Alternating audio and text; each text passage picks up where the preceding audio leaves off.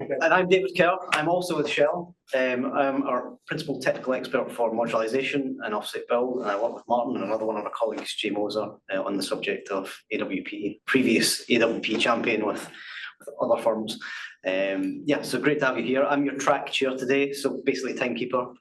And seems we're starting a little bit late, we'll get straight into it. And the first speaker is Geoff. Geoff Quantrill. But I will only be a couple of minutes, so. Oh. Thank you. Does it matter which one I click? The forward button. That was me. That's all of Speakers us. today with introductions. Yep. That's me. So, I wasn't expecting that. Okay, yeah, that's probably going in there. So this is our QR code for Slido. If you get any questions for anyone, you can use the link.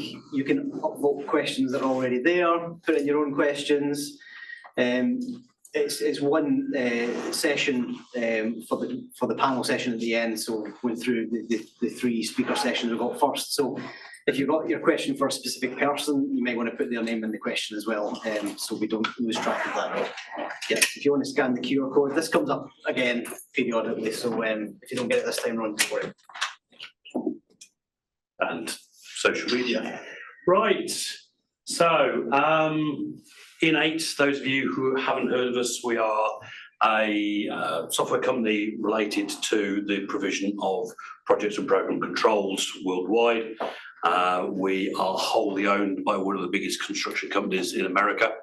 And through that, we've developed a series of modules within a platform that all talk to each other, which is really useful when you come to the concept of highly integrated, highly complex processes like AWP, in that you can take the bits of the platform that make sense for you, and it can pass information along it. So as you develop, as you grow, you can actually include that capability, whether that's talking to your ERP system. So we have people who are using Dynamics 365, or whether it's your materials management or whatever. So why are we sponsoring this? Well, the fact is we, there we go, that's who we are in terms of our locations.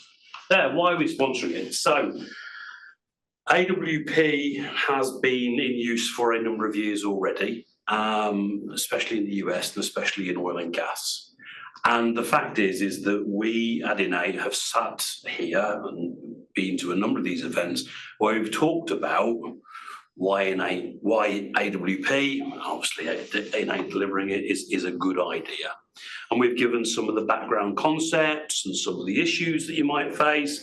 And we've also talked about some of the numbers associated with just how much you can improve efficiency, especially in those highly complex environments that you find in traditional construction. But one of the things we wanted as part of this and part of the movement towards the working group is to actually get people who have been there and done it to talk about it. Because it's all very well, and you've all seen software vendors get up and talk about their next wonderful idea and how they're going to make your life perfect. But the fact is, unless you're talking to people who've been there and done it, it doesn't really make sense. So that's why we're sponsoring this. We have worked, in the US especially, we provide a lot of data to the CII and the AACE, and we do webinars and things for them actually talking about AWP. And the fact is that we know that the platform that we provide can actually help people on this journey, because we recognise it's a journey. This is not something that you just do today and it's working in 2 months' time. This is a lengthy journey. And the fact is that we know as well, when you get the right people doing this, the people with the experience, the people with the knowledge, it can totally transform businesses. So we know it works. That's why we've sponsored this session, so that other people get the benefit of understanding not only how, but why it works. There we go. Oh. So to me, Okay, yeah. okay. Which arrow is it? It's the right facing arrow. Oh, Yeah. okay. Right, where should I stand? Should I stand here? Right, I thought I went with a better picture. I normally have this picture from about 2018, actually, where I look slightly younger and slightly dark. And I thought, no, I'll put a holiday picture on and that's my sunglasses, not my glasses, but my glasses in my pocket. But anyway, so I thought I'd go a bit more casual there. But yeah, Martin Swaine, I'm the digital construction principal engineer, working with David in modularisation and Jay in PT for construction globally, dealing with projects all around the world, large, small. So we deal with all types of construction. So anyone that knocks on the door, whether they're going to build a training supply site, modify a training supply site, or to the big FPSOs, big construction sites in the US, etc., or LNG sites, we get involved with everything. Okay. I was asked by Stuart to come along and talk today about why is AWP interested? Why is the owner interested? Okay, there's the questions. And remember that slide, okay. Social media. Oh, I should start with social media because that's actually quite applicable here. So, yeah, why are we interested? But first of all, for social media, so everything I'm about to say, don't make any investments on. I show this every time, it's a nightmare, but anyway, I don't make any investments on the basis of what I'm about to say, okay? This is what my external affairs keep updating this. So if you tweet something, it's just ultimately my opinion. Why are we interested? So the key thing for why we're interested, actually, as we just were saying, it's a journey. We've been on this journey for about 10 years. We think I've got 10 years, but actually a significant project, whether it's a mega project or a significant $1 billion project, takes about 5 years to go all the way through the cycle. And we're on our second generation of AWP projects. First generation, we work with Geoff and some of our early projects in the US and the Netherlands, with early cloud systems, early processes, etc. Second generation LNG Canada just coming to the end with Fleur, and we're getting better at it. Okay, so we've really seen some really good end-to-end benefits, whereas before we were seeing in bulk construction benefits, and then we kind of destroy the benefit in that handover to commissioning and then startup, etc. But we're now starting to see end-to-end benefits with AWP. Obviously, when we started, there wasn't standards, etc., which I'll come on to in a minute. But the key things for what we're really interested in is the challenge, which was visibility. So we would have big owners teams. I worked on Prelude, which was at the time the biggest floating vessel in the world, built in Korea. We had one floor of engineers and Prelude. Technique, who were building it, had 2 floors. Samsung, who were actually building it, had the rest of the office block. There was thousands and thousands of people, but a lot of indirect labour. Now, actually, that was obviously pre-COVID, and the reality is we already saw that we had too many engineers around the world, but we never foresaw the world that we weren't even going to have that capability of having that number of engineers on a job site. So it was costing us a lot of money. There was a big driver in about 2016 to start reducing the owners' teams, but unless you were actually on the job site, you never had that visibility. You don't actually know, back in the Home Office, how that project was actually going. We started to introduce technology, working with Samsung and Technique to sort of visualize the progress through the models. That was early 4D technology. But we kind of learned that actually it's not about the technology, it's about the process and the people. And when those two things work together with technology, it really got going. So visibility was key. Predictability, when's the job going to end? How much is left to do? What are we going to take offshore with us to do offshore? Maybe more expensive, but we get out the yard quicker. All those things were key that we were really challenged with. And as I said, we had large owners teams. So moving to the benefits, what we're starting to see is we were really driving less rework. Okay, so rework is a nightmare for our industry. And when you start looking for opportunity to get people working, you start working off the plan. The minute you work off the plan just to keep people busy, it means you create rework. It means you create actually safety hazards, because people are inherently more dangerous when they're just being busy compared to working to a structured plan. AWP started to give us that structured plan, so we're starting to see less rework considerably. People are starting to think back in engineering. Okay, how's this actually going to come together? Thank you. So let's rework, and that improves safety, and then improved predictability. Okay, I'll just talk about it 2 minutes in this slide. I knew this was going to destroy this slide. So I apologise, the word should have been connected. So, but the basics are, where we still are, is improving the primary objectives. So as I said, safety, improved productivity, schedule, and obviously lower costs, etc. Right? Okay, so especially in the lump sum world, the contractors don't want to incur costs when they go do rework if engineering is late, especially if we're working in the engineering procurement and a separate construction contractor, subcontractors, etc. So we still need to get that bit right. We're starting to see significant improvements. Geoff's going to talk about that next. So really, you now got some good metrics. But where do we go to next? So CII body, we're working to now drive ISO standards.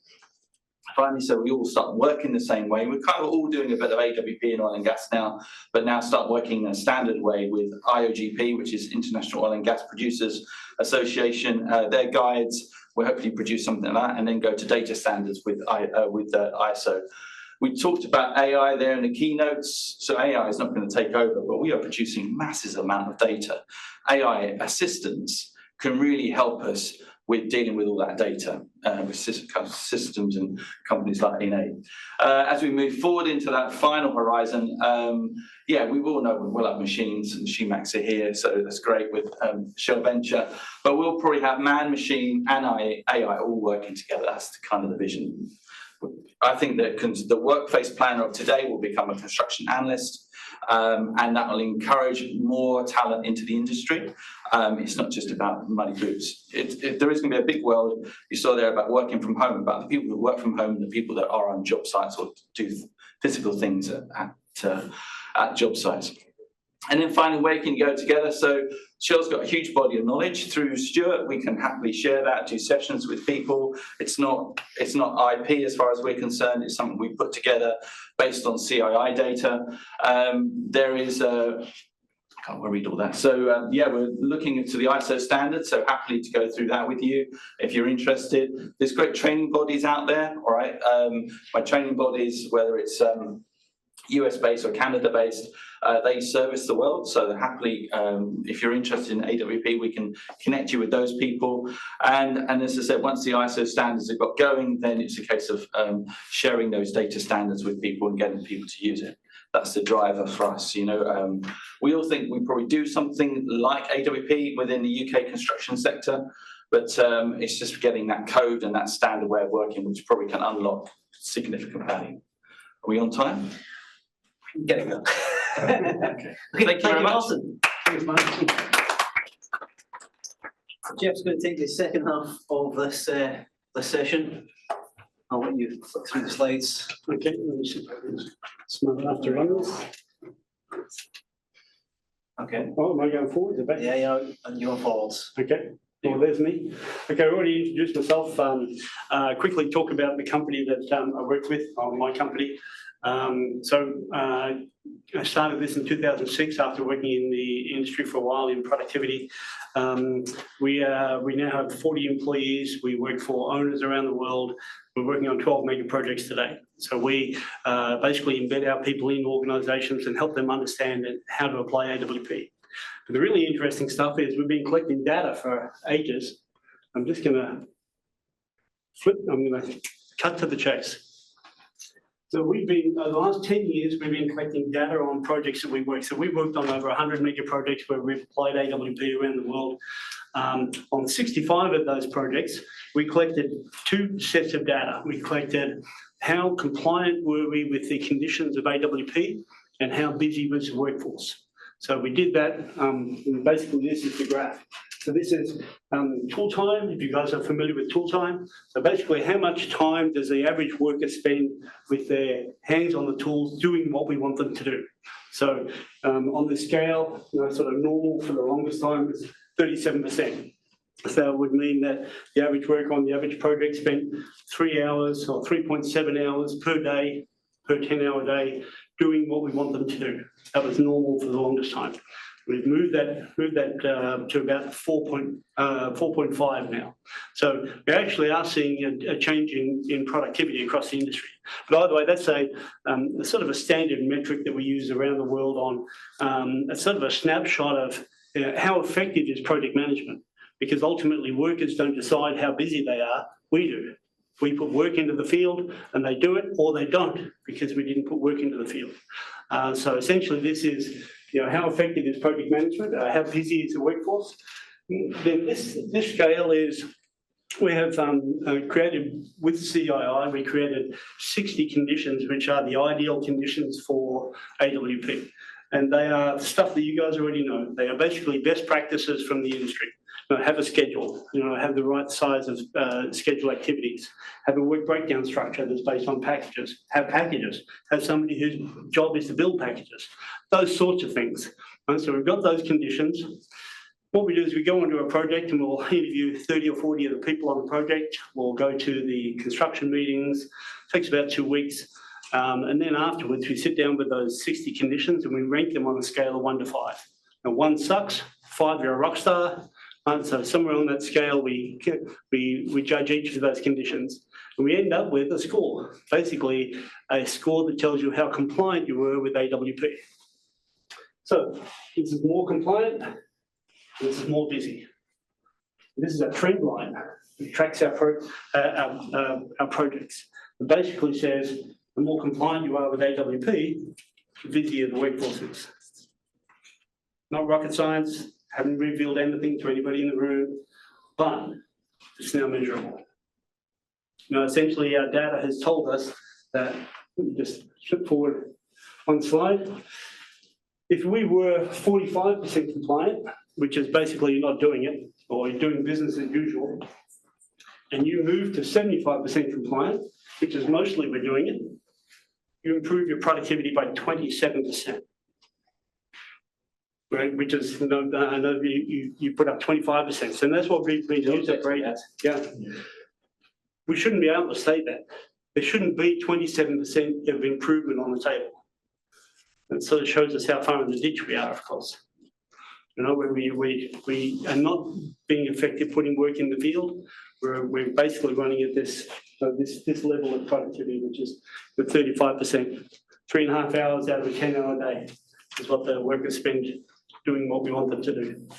5 minutes. Get on with it. Okay. So a couple of other things that I thought was really interesting, I'll talk about. So we split the projects by discipline. So we looked at civil, and we looked at steel and pipe, and we looked at electrical. So you can see that the civil line is sort of flat. We don't have a big impact on simple activities. But you can see the electrical and the mechanical lines are quite steep. So there's quite a big improvement as complexity goes up. And that really stands out when you look at greenfield and brownfield. So when we compare greenfield and brownfield, the interesting thing about this scale is at this end of the scale, this is about a 30% difference in productivity. And at this end of the scale, that's down around 10. So that means that the more complex the project, the more it benefits from being organised, which is also something that you guys already knew. But here's the proof. Basically, oodles of data over 10 years, 65 projects, proves what you already know, and that is it's harder to do work in a brownfield environment, but it's also more beneficial to be organised. Time for questions? Well, we've got the Slido deck, so okay. Slido pack. So yeah, any questions for Geoff? We'll take them in the panel session.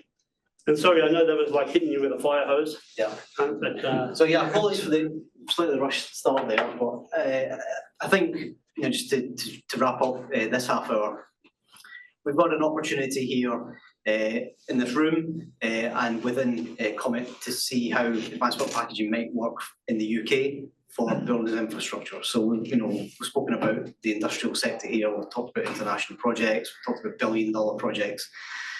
But AWP isn't just for that. It can be scaled to smaller projects. It can be adapted to our work environment. And that's the opportunity that we want to try and address with you guys. So we do hope to set up a working group around this. And we've got a join up form, which I think Stuart sent round. Sorry, it's right at the end of the presentation. It's right there. I'll go to it. Okay, thank you. Yeah, so we've got a join up form. We wanted to set up a working group around this to see how we can tweak what the good work that already exists and make it applicable more for the UK and for buildings and infrastructure projects and more relevant to you guys give with the benefits that we've seen elsewhere.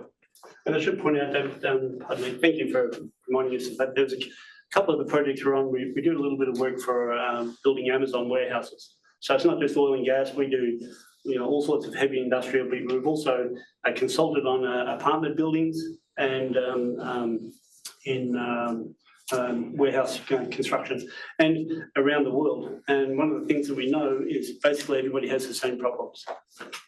AWP is, let's get the first thing first. And that is so hard. So hard to get the first documents and the first materials first. And I actually think it works better in a commercial environment. It's basically, if you're building the first floor, it's pretty simple. We got to get that stuff first. We have real trouble with that in industrial work. Yeah, but what one there, but a good introduction. And we'll draw the session to close there. Thank you.